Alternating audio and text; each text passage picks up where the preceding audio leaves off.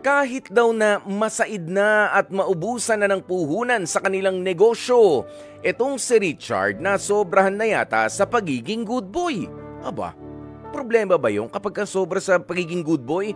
Ang problema nga raw kasi nitong si Marilyn sa kanyang mister na si Richard ay halos ipamigay na ang lahat ng kanilang paninda sa mga katrabaho nito. Ayun lang. Hanggang ngayon kasi, hindi pa rin daw nababayaran ng mga umuutang o ng mga umutang na nga kay Richard at kay Marilyn ang mga kinuhang paninda sa kanila. Aba, at kahit eto pa, may isa ang siste pa, kahit isusubo na lamang daw ng pamilya nitong si Richard ay nagagawa pa raw na ipautang. Kausapin na nga po muna natin, 23 years old mula sa Bulacan, si Marilyn. Marilyn, magandang tanghali sa'yo. Magandang tanghali po, Kuya Paul. Napakabait naman ng jowa mo na si Richard. Pero talagang napapareklamo ka rin, ano? Kwentuhan mo nga kami, gaano kabait bukod dun sa mga detalye, may mga kulang pa ba sa sinabi mo rito na isusubo nyo na lang, ipamimigay niya pa? At Ay, ano ba? Po. Ano ba yung mga pinapautang niya na paninda? Ako po kasi nagbabrochure. Tapos, bukod po doon, nagtitinda po ako ng mga kakanin, ganun. Para po extra income na din. Kaso nga lang po, ganun nga po nangyayari. Puro benta lang, alok-alok yung asawa kong ewan ko ba. Tapos, sa paniningil naman, nahihiya na. Puro ganun yung dahilan. Ano na nangyari, Kuya Paul? Mahiyain lang pala. Mahiyaing maningil. Po, nahiya na lang din siya magpautang. Kung ganun lang din po mangyayari. Anong nangyari sa puhunan? Hindi na bumabalik. Puro simula. Simula lang. Puro pakikisama. Okay lang naman yung, kung halimbawa, ngayon, Martes, inutang ko yung, yung ginagawa mo, mga kakanin. Bukas, pagkuha ulit, o kahit hindi ka kumuha, bayad na. Hindi pumapayag si mister na kahit na sa isang, sa isang linggo na, kahit hindi na. Ha? Ganun? Malapit na po sa ganun dahil halos kulang na lang talaga, ipamigay na lang. Naku po. Tapos yung kakanina yan, ikaw pa nagpapagod na gumawa. Opo. At si mister, ano bang gawa naman sa buhay? Ang usapan niyo ba siya taga-benta? Po siya. Tapos sa mga katrabaho po niya, doon po niya napapautang. Tapos ayun nga po, hanggang utang lang ang kaya niya, hindi niya kayang maningil. So ngayon ba, roughly, sa tansya mo, mga magkano na yung napautang ninyo? Siyempre, namumuhunan Namumuhunan kayo, di ba? Sa mga produktong, yan, yung sa brochure din. Siya rin yung nag-ano yan. Yung mga gamit pang babae. Ganun po. Sa mga asa-asawa naman po ng mga katrabaho niya. Ano ba yan? Yung abon-abon, ganon? Opo, ganon. PC? Opo. Personal collection? Hindi ko alam yan.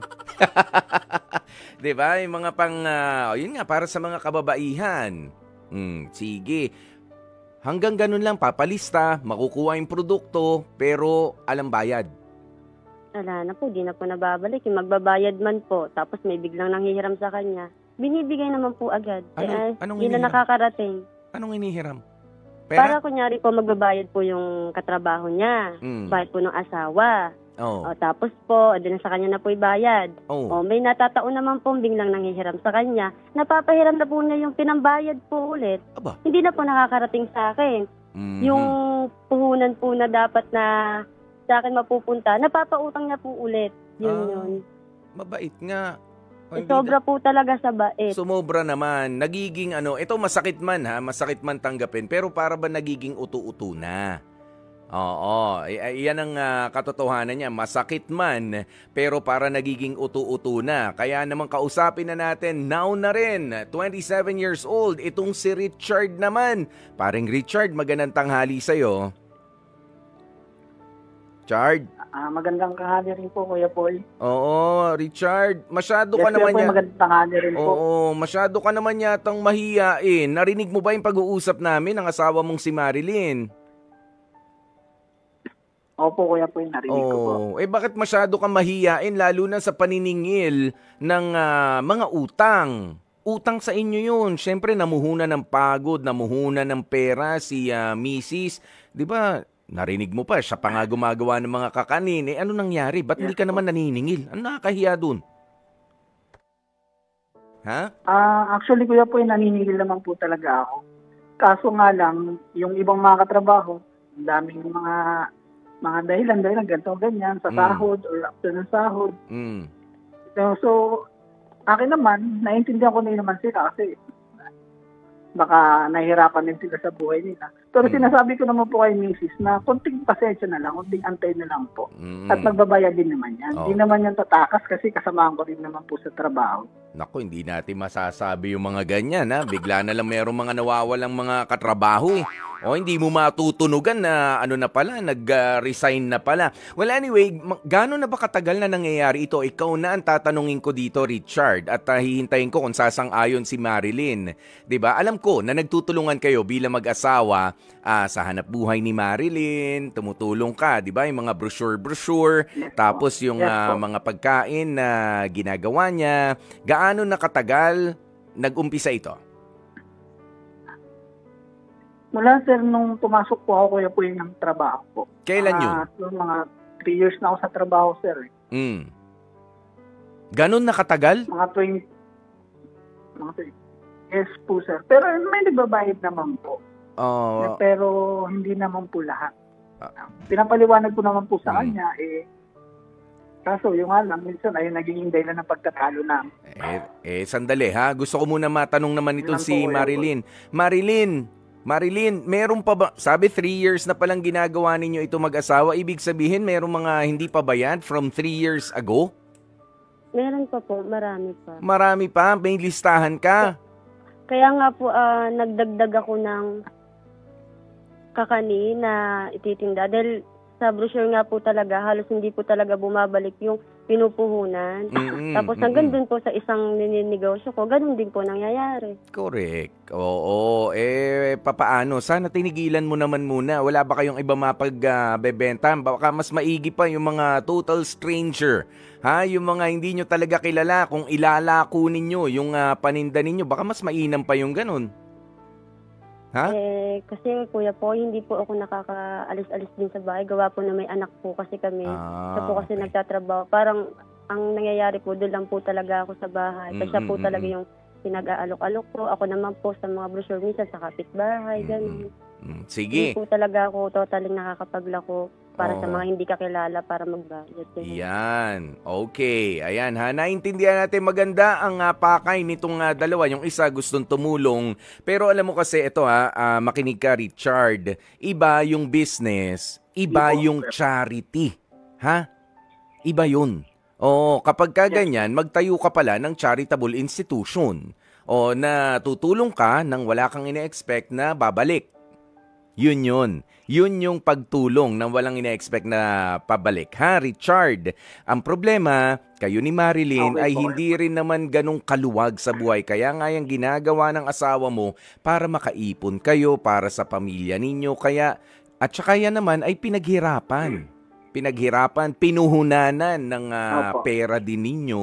Huwag ka mahihiya at maiintindihan yan ng mga ng mga kasamahan mo sa trabaho na kung sisingilin mo sila, lalo na kita mo 3 years from 3 years ago meron pa may nasa listahan ng utak ninyo, ng utang ninyo.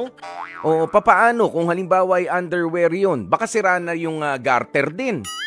Sira na yung garter, nakadalawang bili na ulit sa inyo ng 3-in-1 na underwear. Pero hindi pa rin bayad. Papaano yun? Okay lang ba sa'yo yun, Richard? Hindi na pagtulong yun, hindi na pag-unawa yun.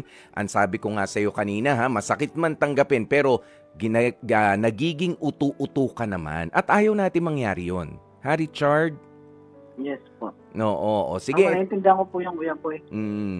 Okay, ito siguro, kung meron ka naiisip na solusyon, Richard, kausapin mo na itong si Marlene. Makikinig lamang ako dito sa background. Kayong dalawa lang makikinig dito. Kayong dalawa lang mag-usap. Walang iba makakarinig nito. Sige, pero pag-usapan mo, ano ba ang magandang plano? Ha, Richard at Marilyn?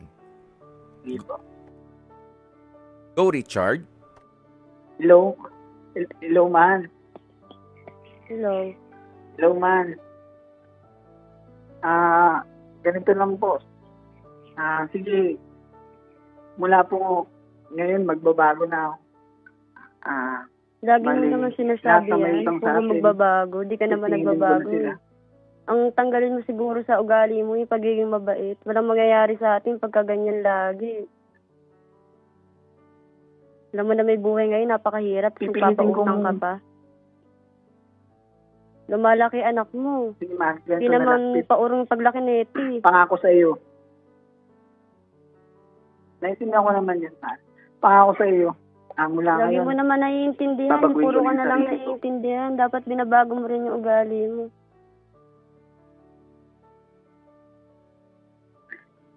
Narinig mo Wala yun? kayo. Pwede Mahal laging pangako. ganyan. O sige, gagawin ko yung lahat, man. Ano niya? Isingin ko yung may mga utang sa atin. Babawi ako sa iyo, man. Babawi ako sa iyo. Alam ko naman na kagustuhan mo lang din naman na maging maligaya yung maging maunlad yung pamumuhay natin. So, inaamin ko rin, man, naging masyadong malambot yung puso ko, pagbigay. Ngayon ko lang napagtanto na naaabuso na pala. Hindi ko alam na nasasaktan na rin pala kita sa mga ginagawa ko.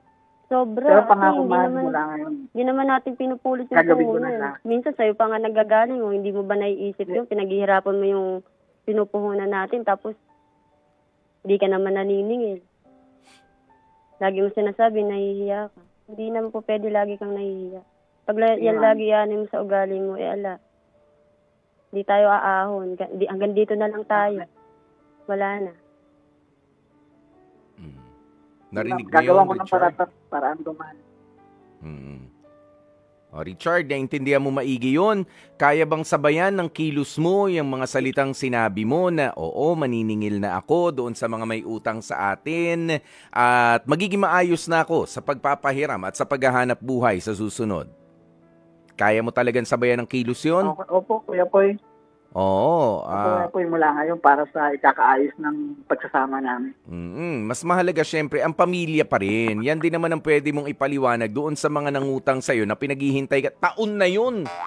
Sandali lang, matanong ko lang, kailan ka ba maniningil? Oo, si BBM pa rin ba ang presidente kapag ka nag-umpisa ka ng maningil o iba na? Ha? Kailan plano mo? Ngayon, sir, gagawa na po ako ng action na po ako. Yan, ngayon na. Kasi nga, ipapaliwanag ko na po sa kanila na ganito, ganyan. Yes po. kasi nga, sabi ni Marilyn, ang anak ko palaki, hindi naman paliit. Tama yung sinabi ni Marilyn. 'Di ba? At saka kailangan, alam mo, ganito lang isipin mo, Richard. Yung mga malalaking kumpanya, mga bangko, mga lending companies, yung mga legit, ha? Yung mga legit, 'di ba? Kapag ka nangutang ka, mamaya meron ng notice sa'yo, kapag ka na-delay ka ng bayad, may notice na, tapos may interest pa. Bakit yung pautang ninyo, gasino lang naman yung kikitain nyo dyan, parang hiyang-hiya ka. Yun nga mga yun, di ba? Talagang pwede ka pa, madedemanda ka pa kapag kami nalas-malas, tama? Hahatakin pa yung ari-arian na inutang mo. Di ba? Nakakahiya? Hindi. Hindi na kaya nagtatrabaho ka ng marangal, nagpapagal, nagpapagod itong si Marilyn at ikaw rin mismo. Sabi nga nitong si Marilyn, yun ang pahalagahan mo. Okay? Ha? Opo, Kuya Poy. Richard, Marilyn, may gusto ka pa bang sabihin kay Richard? Yun lang po, Kuya po, yung sa ugali niyang sobra na talaga na mahihain. Hindi na tama. Yan. Wala na sa lugar. Yan, maging resonable naman, Richard. Wala masama sa pagiging mabuting tao, pero dapat maging resonable tayo dahil aabusuhin tayo ng mga nasa paligid natin kapag sobrang lambot naman natin.